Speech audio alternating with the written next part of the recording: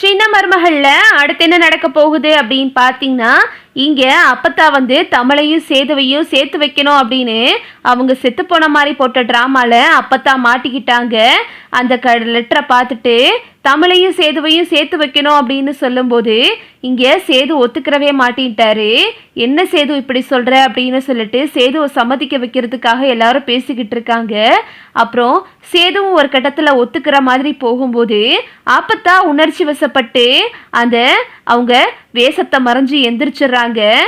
என்ன கெட்டப்பில் இருக்கோம் அப்படின்னு சொல்லிட்டு அவங்க மறந்துட்டு எந்திரிச்சு உட்காந்து அப்படி போடுறா பேராண்டி அப்படின்னு சொன்னதும் ஒட்டுமொத்த கூட்டமும் ஓடிடுது. அப்பத்தாவோட நாடகம் எல்லாத்துக்கும் வெளிச்சத்துக்கு வந்துடுது.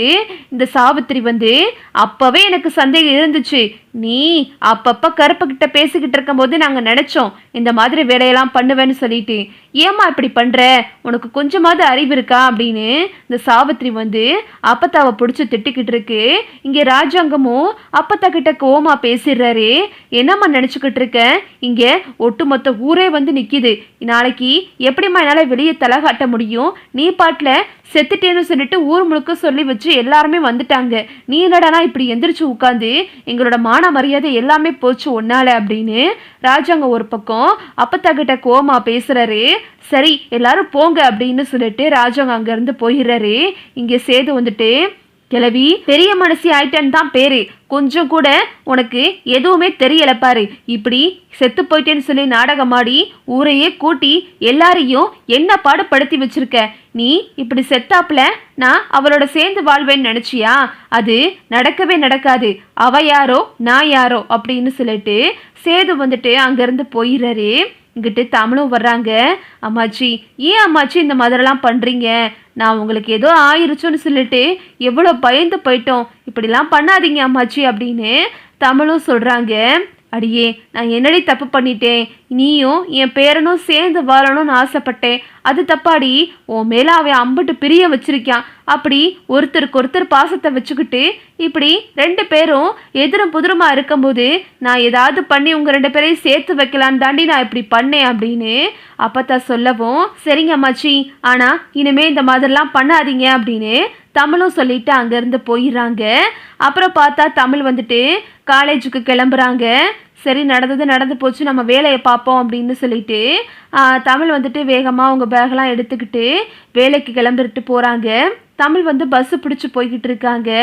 இங்கே வந்து ராஜாங்க வந்துட்டு ஏதோ யாரோ கூப்பிட்டாங்க அரசியல் சம்மந்தப்பட்ட வேலைக்கு அப்படின்னு சொல்லிட்டு ராஜாங்கமும் கிளம்பி போய்கிட்டு இருக்காரு.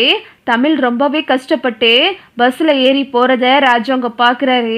சன்னாசி வந்துட்டு, அண்ணே அங்கே பாருங்கண்ணே, தமிழ்ச்செல்வி புள்ள வயிற்றுல பிள்ளைய வச்சுக்கிட்டு எவ்வளோ சிரமப்பட்டு படிக்க போகுதுன்னு பாருங்க, இங்கே காலேஜில் சீட்டு கிடைக்கல, அதனால அந்த காலேஜில் போய் படிச்சுக்கிட்டு இருக்கு, இந்த பிள்ளைக்கு ஏதாவது உதவி செய்யலானே, கண்மணி விஷயத்தில் நமக்கு எவ்வளோ உதவி பண்ணுச்சு, அப்படிப்பட்ட புள்ள இப்படி மாசமாகி இருந்துக்கிட்டு இப்படி கஷ்டப்பட்டு போகிறத நம்மளால் எப்படின்னே பார்க்க முடியுது, நம்ம விட்டு வரிசை வயிற்றுல சுமக்குதுனே அப்படின்னு ராஜாங்கத்துக்கிட்ட சன்னாசி சொல்லவும், சரி சன்னாசி நான் ஏதாவது பண்ண முடியுமான்னு பார்க்குறேன் அப்படின்னு இங்கே ராஜாங்கமும் சொல்கிறாரு.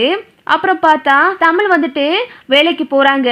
அண்ணே கொஞ்சம் எங்கள் வீட்டில் பிரச்சனை ஆயிடுச்சுனே, அதனால தானே லேட் ஆச்சு அப்படின்னு சொல்லவும், சரிம்மா இருக்கட்டும், ஏதோ பிரச்சனைன்னு சொல்கிற, நீ போய் வேலையை பாரு அப்படின்னு அவர் எதுவுமே கேட்கல. தமிழுக்கு சந்தேகம் வருது, என்னடா இவரு முன்னாடியெல்லாம் ஒரு 5 நிமிஷம் லேட்டாக வந்தால் கூட காட்டு கத்துவாரு, இப்போ என்னடானா எதுவுமே பேசாம சரி போ அப்படின்னு சொல்கிறாரு, நேற்று பணமும் கொடுத்தாரு, இதெல்லாம் பார்த்தா என்னமோ நடந்திருக்கு இவருக்கு அப்படின்னு சொல்லிட்டு இங்கே கருப்பு தமிழ் யோசிச்சுக்கிட்டு இருக்காங்க. அப்புறம் பார்த்தா ராஜாங்க வந்து தமிழ் காலேஜுக்கு போகிறாங்க. அங்கே போயிட்டு அங்கே உள்ள மேடத்தெல்லாம் பார்த்துட்டு, மேடம் இந்த மாதிரி நான் உங்கள் மாணவிகளுக்கு ஒரு சின்ன உதவி பண்ணலான்னு நினைக்கிறேன், நீங்கள் நினச்சா அதை பண்ணலாமா அப்படின்னு ராஜாங்க கேட்குறாரு. சரிங்க சார் சொல்லுங்கள் என்ன அப்படின்னு கேட்கும்போது, இந்த மாதிரி 12வது வகுப்பில் முதலிடம் பிடிச்ச, அது மட்டும் இல்லாமல் இன்னும் 5 இடத்துல உள்ள மாணவர்களுக்கு நான் அவங்களுக்கு ஒரு ஸ்கூட்டியை பரிசாக கொடுக்கலான்னு நினைக்கிறேன், அது போக இன்னும் கஷ்டப்படுற மாணவிகளுக்கும் நான் இதை செய்யணும்னு விருப்பப்படுறேன் அப்படின்னு ராஜாங்க சொல்லவும், சரிங்க சார் நீங்கள் கண்டிப்பாக பண்ணுங்க அப்படின்னு அவங்களும் சொல்லிடுறாங்க. இதை கேட்டுட்டு சன்னாசி வந்துட்டு நல்ல யோசனைனே, நம்ம நேரடியாக கொடுத்தா கூட அந்த பிள்ளை வாங்குமோ என்னமோ தெரியல, நம்ம இப்படி செய்கிறதா நல்லது அப்படின்னு சன்னாசியும் சொல்லிக்கிட்டு இருக்காரு. அப்புறம் பார்த்தா தமிழ் காலேஜுக்கு வர்றாங்க. இங்கே வந்து தமிழை கூப்பிட்டு அவங்க மேடம் சொல்கிறாங்க, இந்த மாதிரி 12வது வகுப்பில் 5 இடம் பிடிச்ச மாணவ மாணவிகளுக்கு ஒரு ஸ்கூட்டி பரிசாக கொடுக்க போகிறாராம். அதுவும் நம்ம ராஜாங்க ஐயா இன்னும் கஷ்டப்படுற குடும்பத்துக்கும் கொடுக்க போகிறதா சொன்னார். அந்த லிஸ்ட்டில் நீயும் இருக்க. அதனால வயிற்றுல பிள்ளைய வச்சுக்கிட்டு இனிமே பஸ்ஸஸ்லாம் அலைய வேணாம் அப்படின்னு தமிழோட மேடம் வந்து தமிழ்கிட்ட சொல்லவும், இதை பார்த்துட்டு தமிழ் ரொம்ப சந்தோஷப்படுறாங்க. ஒருவேளை மாமா நமக்காக தான் இதை செய்கிறாரோ அப்படின்னு சொல்லிட்டு தமிழுக்குள்ள சந்தேகமும் வருது. அப்புறம் மறுநாள் பார்த்தா தமிழ் காலேஜுக்கு வர்றாங்க. அங்கே வண்டியெல்லாம் நிற்கிது. எல்லாத்துக்குமே ராஜாங்க வந்து வண்டியோட சாவியை பரிசாக கொடுக்குறாரு.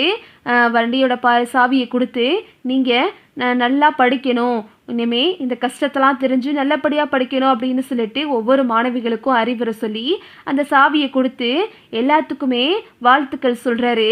இங்கே தமிழுக்கும் வந்துட்டு அந்த சாவியை கொடுக்குறாரு. தமிழ் வந்துட்டு அதை வாங்க யோசிக்கிறாங்க.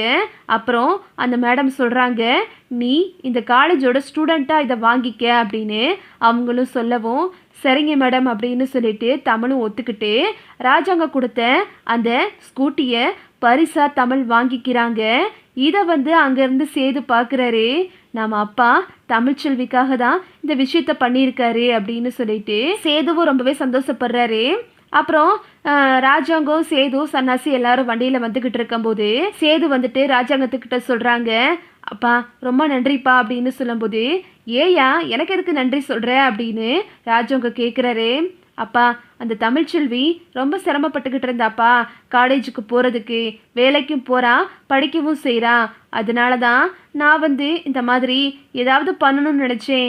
ஆனால் நீங்களே வந்துட்டு எல்லா மாணவிகளுக்கும் வண்டியை பரிசாக கொடுக்குற மாதிரி அவளுக்கும் ஒரு வண்டியை கொடுத்துட்டீங்க அப்படின்னு ராஜாங்கத்துக்கிட்ட சேது சொல்கிறாரு.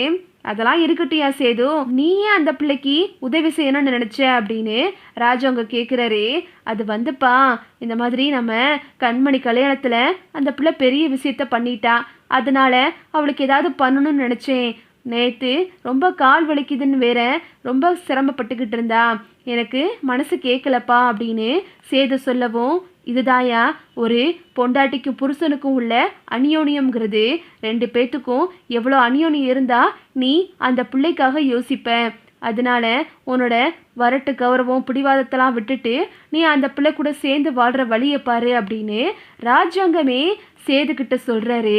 இதை கேட்டுட்டு சேது வந்துட்டு அமைதியாக இருக்காரு. இதுதான் அடுத்தடுத்து நடக்க போகுது. ஓகே விவோஸ், இந்த வீடியோ உங்களுக்கு பிடிச்சிருந்தா லைக் பண்ணுங்கள், ஷேர் பண்ணுங்கள், மறக்காமல் நம்ம சேனலை சப்ஸ்கிரைப் பண்ணிக்கோங்க. தேங்க்ஸ் ஃபார் வாட்சிங்.